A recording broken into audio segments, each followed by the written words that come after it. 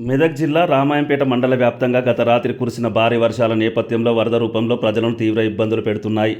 వరుస వర్షాలతో చిట్టోచ్పల్లి అడవి ప్రాంతం నుండి వరద నీరు ఉధృతంగా చేరడంతో చిట్టోచ్పల్లి చెరువు పొంగి పొర్లింది. దీని ప్రభావంతో రామాయంపేట మండల పరిధిలోని ధర్మారం పెద్ద చెరువు నిండుకుండలా మారింది. ఎగువ నుండి ఉధృతంగా వస్తున్న వరద నీరు చెరువును పొంగి పొర్లించి దిగువ ప్రాంతాలకు భారీగా దూసుకుపోతుంది. ఈ వరద ప్రభావం ఐదర్ చెరువు, సాయ చెరువుల మీదుగా ప్రవహిస్తూ నార్లాపూర్ కొత్త చెరువులోకి చేరుతుంది. భారీగా పోటెత్తుతున్న వరదతో వరి పంట పొలాలన్నీ నీట మునిగాయి. చెరువుల మధ్య వరుసగా కలిసిపోతూ గ్రామాల పరిసరాల ప్రాంతాల్లో భయాందోళనలు నెలకొన్నాయి.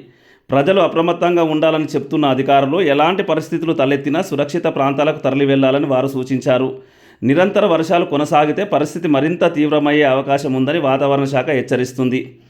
రామాయంపేట మండల వ్యాప్తంగా వరదలతో ప్రభావితం అవుతున్న పరిస్థితులను మా ఛానల్ తరపున ఎప్పటికప్పుడు మీకు అందిస్తూనే ఉంటాం. TSG news Ramayampet.